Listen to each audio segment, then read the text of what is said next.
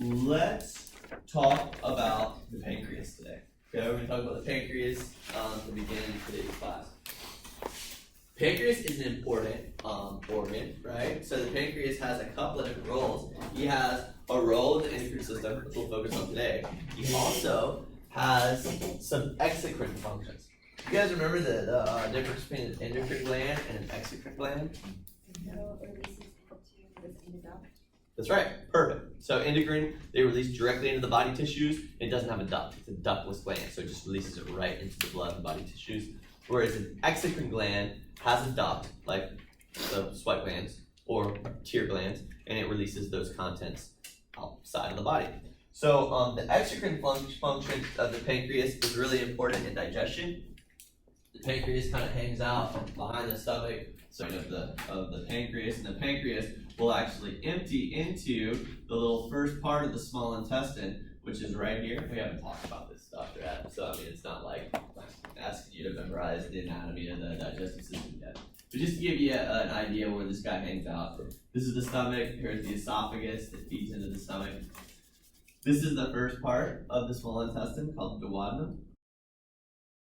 And the exocrine function of the pancreas, which we'll talk about later, is that he secretes a bunch of really important enzymes into our small intestine, the first part of it, the duodenum, and that helps us to digest proteins, fats, and carbs.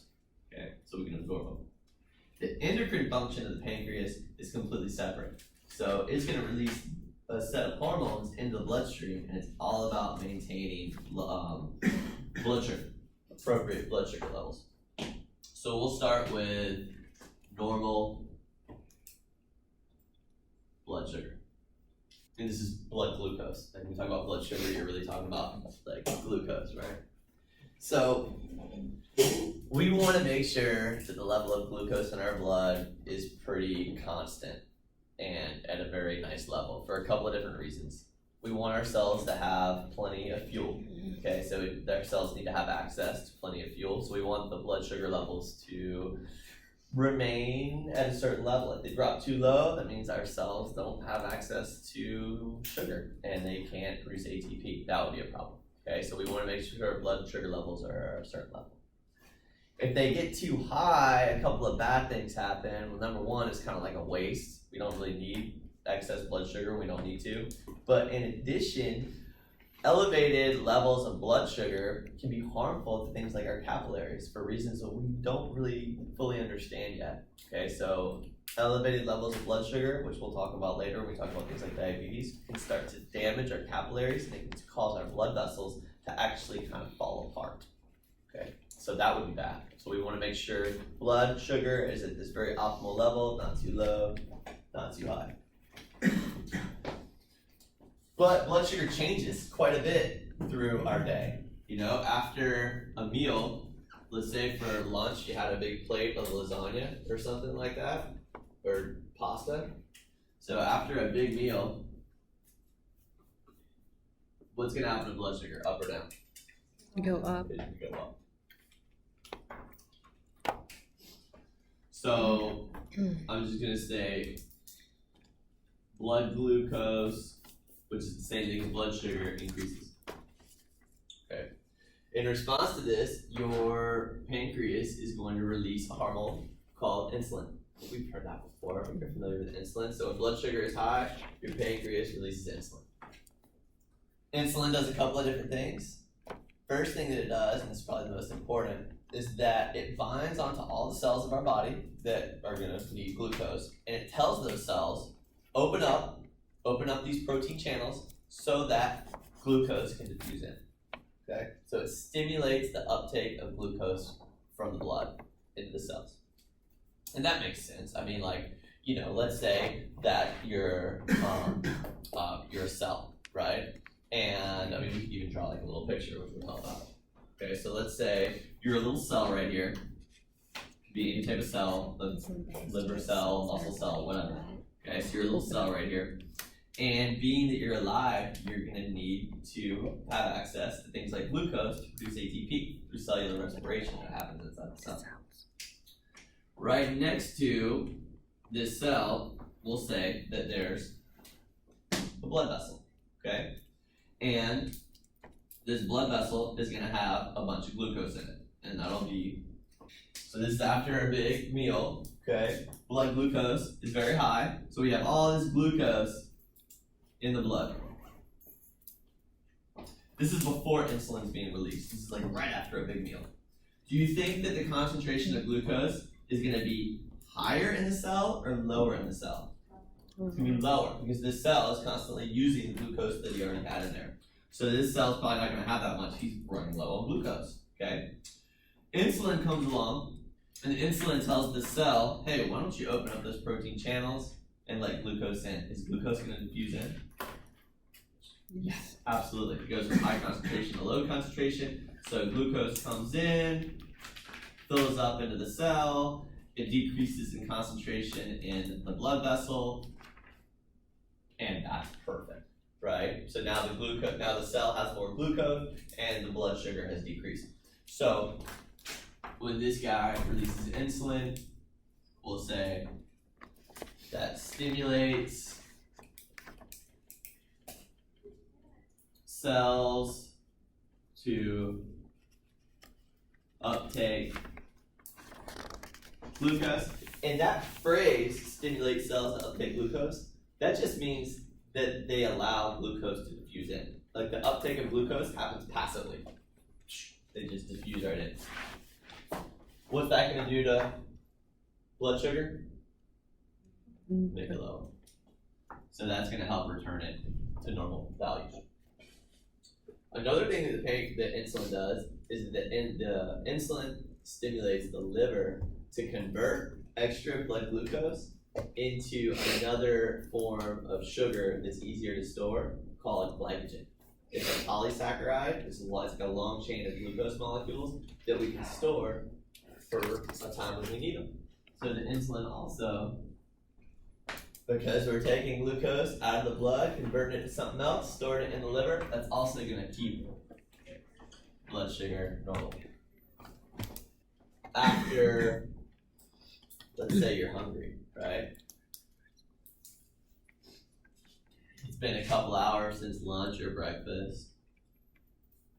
Like right now I had a small breakfast, I'm like kind of hungry. So this would be the case of my physiology right now. When you're hungry, the pancreas, well, when you're hungry, what happens to blood glucose? Just up or down? Down. Down, right? You're hungry, you're running out of sugar. So blood glucose drops. Okay. When blood glucose drops, the pancreas releases a completely different hormone. And that hormone is called glucagon. Glucagon tells the liver to convert all that stored glycogen back into glucose, right? So we have all this stored glycogen back when we had a bunch of blood sugar. Now we need that glucose back, so the liver converts glycogen back into glucose. If that happens, what does that do to blood sugar levels? It goes back to normal. Okay. So this just says liver converts glycogen back to glucose. A couple other things happen when when blood sugar drops that not directly associated with the pancreas. So when blood sugar drops, well, first let me ask you this, right? So how long do you think your glycogen stores can maintain blood sugar after a meal? Let's say you get hungry, right? And you're hungry, blood sugars drop. How long can those glycogen stores maintain a normal blood sugar? Yeah, a couple hours, right? That's about right. And then it depends on your diet, So if you have eaten a lot of carbs lately, you're probably gonna have more glycogen stored, and so that's gonna, maybe last you 3-4 hours or something. And if you're on kind of a low carb diet, you're not gonna have as many glycogen stores. So that'll last you for a couple hours. And then what happens? If you keep fasting, if you keep going without a meal, what's gonna happen? What are you gonna use as fuel? Fat, right? You're gonna convert things like fat into fuel, fatty acids. Your body's also gonna convert things like protein into glucose. So this is a process called gluconeogenesis. where you're converting other organic molecules into glucose to kind of maintain those blood sugar levels. So we can almost draw another pathway. So as blood sugar glucose decreases, after a while, after this pancreas, after the glycogen levels are depleted, your body's going to do things like lipolysis. What's lipolysis? What's that term you think? Lipid breakdown. Like lysis to break down, so lipid breakdown, right? To break down lipids into fatty acids so we can use lipids as fuel. It's also going to encourage things like gluconeogenesis. That's the conversion of things like proteins and fats into glucose, okay? And those processes are going to help to maintain that blood sugar level, okay? So that's kind of another way in which blood sugar can be maintained.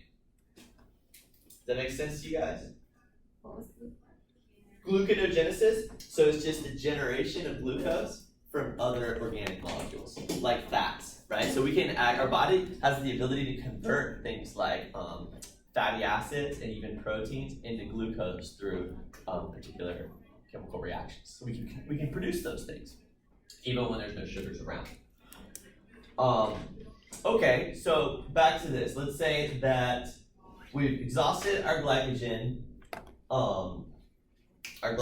stores after a couple hours. Now we're starting to break down fats through lipolysis. How long do you think fats can maintain, like energy? 12 hours. Yeah, or even longer, like super long, right? Like a very long time. Think about it. I mean, a human can survive without food for like weeks and weeks, as long as you have access to water. Okay, you're gonna start consuming all of your fat stores. And then once all of your fat stores are gone, you'll probably start consuming what? Your muscle and your proteins, the proteins of your body. And, it's worth mentioning that like fats are really great at storing energy. And I think we had mentioned this too. We talked about how many calories are in a pound of butter, right? Did we talk about that? No. How many calories do you guys think are in a... So this is a good way of thinking about this. The body is incredible at storing energy. Okay, we have evolved this incredible adaptation so we can pack a bunch of energy in a small amount of space, keep it on our bodies, right? And when we need it, we just use it. And it can keep us alive for like a month without food. That's a pretty amazing thing, Like in today's society, we don't think about it like that, right? But it was a pretty amazing thing to evolve. Butter, chemically, is very, very similar to our adipose tissue. It's just basically a bunch of triglycerides, right? How many calories do you think are in a pound of butter? You can look on the back label of like a pound of butter. 5,000. What's that? 5,000.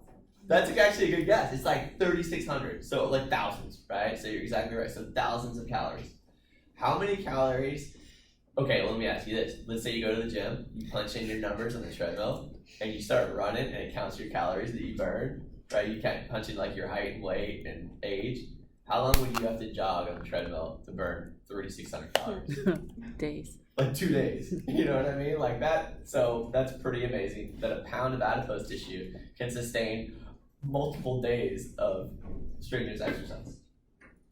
Let's say you go to the grocery store and you buy like a pound of chicken breast, okay, which is good.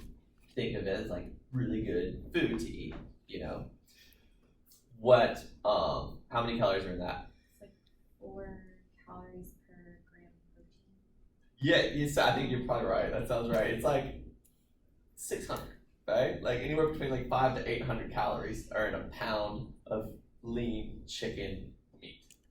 That's like nothing compared to butter, okay? So what I'm trying to show is that our adipose tissue is a lot more rich in nutrients and calories than other fuels that we typically eat. So, and this is a great thing for our bodies to evolve thousands of years ago, because we never had excess fuel. When we were hunters and gatherers, so let's say like 20,000 years ago before the agricultural revolution, we were running around hunting things and gathering things. Did we ever have excess fuel? No, like we had a very primitive ability to store meat after we caught it, right? And then fruits and veggies you can eat those, but it's not like you're gonna have an overabundance of food. So if you ever did, the ability to pack this away as storage in the form of adipose tissue was a great adaptation. Unfortunately, that same adaptation really isn't appropriate today because we have like an overabundance of food, right? And we can access as many calories as we want. In fact, like, it's probably cheaper anyways, but you guys are the point, right? So the body, I guess the take-home message from that tangent is that the body is great at storing fuel, which was exactly what we needed a long time ago, but now that our environment and the world we live in, it's not so crucial. Okay, which leads us to the next kind of topic when we talk about the pancreas and insulin, and that's diabetes. Okay, so diabetes comes in two different forms. We have type 1 diabetes,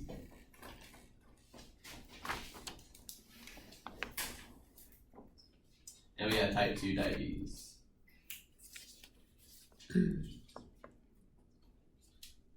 Alright, so type 1 diabetes occurs, it's really like an autoimmune disorder. When the immune system of a person attacks the cells in the pancreas that are responsible for producing insulin. So the cells in the pancreas that produce insulin are called these pancreatic beta cells. Specific cells in the insulin, they produce that little hormone. Well, someone with type 1 diabetes, their immune system attacks those cells, so they can't produce insulin.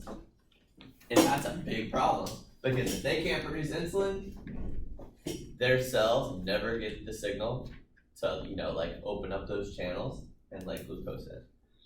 They can eat as much sugar as possible, and it's locked in the blood. Okay, they can't access it. This leads to some problems because blood sugar is now elevated. Okay, and that leads to some other problems. The treatment for type 1 diabetes is they'll take injections of insulin. Okay, so after a meal, they'll take some insulin through a syringe, through a shot, and then that will tell the cells to open up so the cells can uptake that glucose. Let's say someone does not have access to insulin, okay? The type 1 diabetic. So their cells are still able to get fuel, okay? Where does that fuel come from? And you can even follow that flow chart.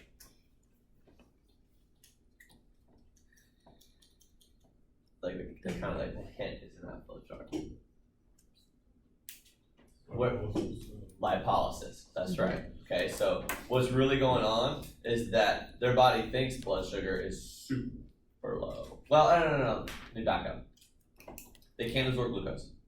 So they are going to get their nutrients from the metabolism of fats exclusively, pretty much, okay? The problem with that is that fats contain a lot of energy like we talked about, but the metabolism of fats produces these chemicals called ketones, and ketones are slightly acidic. And so in a normal person's metabolism, you might consume some fats, you produce a couple ketones, it's not a big deal because it's not that many. But someone who's type 1 diabetic, they're metabolizing nothing but lipids, they're producing a ton of ketones, and what that does is it causes the pH of our blood to drop because of all the acidic ketones. Now, one thing about pH in blood is that our blood really should stay at a very constant pH. Just slightly basic, around 7.3, 7.35. It should be just slightly basic. Neutral is 7. If our pH starts to get acidic, so if it starts to drop, we run into some major problems as it approaches 7. And maybe even like the high 6s, you're in big trouble. What happens is that it starts to shut down the nervous system. So the nervous system starts to approach like a coma-like state, comatose state, as pH starts to drop. Okay, low pH just has this very dramatic effect on neurons. And that's what a diabetic coma is. So these folks, if they don't have access to insulin, they're consuming a bunch of lipids, they're producing a ton of ketones, all these acidic ketones cause the pH of their blood to drop. As it approaches 7, their nervous system starts to shut down. Okay, they start have those symptoms of diabetic shock, and then if it keeps exaggerating, they eventually just go into a coma. pH has another effect. If it gets too high, right, that actually, if the blood gets more alkaline, that actually has a stimulatory effect on the nervous system. It causes like a hyperactive state of the nervous system. It causes an anxiousness, like sometimes irritability, right? It's just the neurons are more likely to fire if the pH of the blood gets high. Type 2 diabetes is primarily caused by poor diet and lack of exercise. Someone eats like high sugar-rich foods so often that their pancreas has produced so much insulin that the cells become resistant to the insulin. Right? It's just like it's an overproduction of insulin due to the constant consumption of sugar-rich foods, and the cells just don't respond to insulin anymore. So blood sugar builds up and up and up. Insulin's being produced, but it just doesn't have an effect. The problem with this is this starts like a positive feedback loop, which is the worst thing that can possibly happen. All right, someone with type 2 diabetes, they have tons of blood sugar in their blood, but their cells are starving, right? They're gonna feel nauseous. Okay, that's typically how you feel, right? When you're like super hungry and your blood sugar is really low. Well, their blood sugar is really high, but their cells can't access it, so they start to feel nauseous, right? That's gonna kickstart the sympathetic nervous system, okay? The sympathetic nervous system is gonna trigger all these sequence of events to raise blood sugar, okay? Because your sympathetic nervous system thinks you're in stress, it thinks the blood sugar is really low. It's gonna start things like lipolysis, glucagonesis. What's that gonna do to blood sugar? Even higher, right? So blood sugar gets even higher, right? Doesn't fix anything because they still can't access it. They still continue to feel nauseous. Now they're going to start feeling hungry, like, oh, I feel so nauseous, I need to eat, right? Probably going to eat sugar-rich food, which is going to further increase blood sugar, not help a thing, And the flip side of this, the worst part of it, is that elevated blood sugar is really high for long periods of time. They start to damage our capillaries and our blood vessels. When that happens, tissues don't get enough oxygen. What's the one type of cell that requires the most oxygen? That we just had a whole section on. Neurons, right? So neurons, they require tons of oxygen to maintain that resting potential. When they don't have access to it, they're the first to die. That's diabetic neuropathy. So this, remember how like diabetic patients, they'll have to get amputations, right? So what'll happen, we've talked about this before, is that as the nerves die due to lack of oxygen, lack of blood flow, you lose the ability to sense things like pain, And so now the feet are numb. It happens around the peripheral, kind of like appendages. Feet become completely numb, inability to sense pain. Then that person, they might like step on a thumbtack, get a little, a little sore or like cut or whatever. They have no clue. They don't take care of it. It becomes into this really big infection because they can't feel pain. And before you know it, they have to get that whole foot amputated. And that's kind of the basis of it. It's all about high blood sugar, damaging the capillaries. Capillaries are damaged, neurons can't get fuel, neurons die, can't feel pain. Tiny problems turn into victims. One symptom of diabetes is an excessive amount of thirst and urine production. Anybody know why? Okay, so let's think about this. Blood sugar is through the roof, right? Blood sugar starts to, typically in the kidneys, when we get to the urinary system, we'll learn this. Do you think glucose should ever be in our urine? No, that's like one thing we should definitely want to hold on to, right? Last thing we want to do is pee out sugar. But if blood sugar levels become so high, they become so high that the kidneys can't reabsorb all of it, right? It's just too much for them to handle. So some glucose starts to escape out of the urine. that's going to change the osmotic balance of things. Glucose, remember how water follows salt? Remember how we said that, like water follows salt? Water's also going to follow glucose. So if glucose is lost in the urine, water's going to follow it, and it basically destroys our kidney's ability to produce urine in appropriate amounts. So now we're losing a lot of fluid, and if you're losing a lot of fluid, you're going to feel super thirsty. And that's what triggers the excess thirst for diabetics.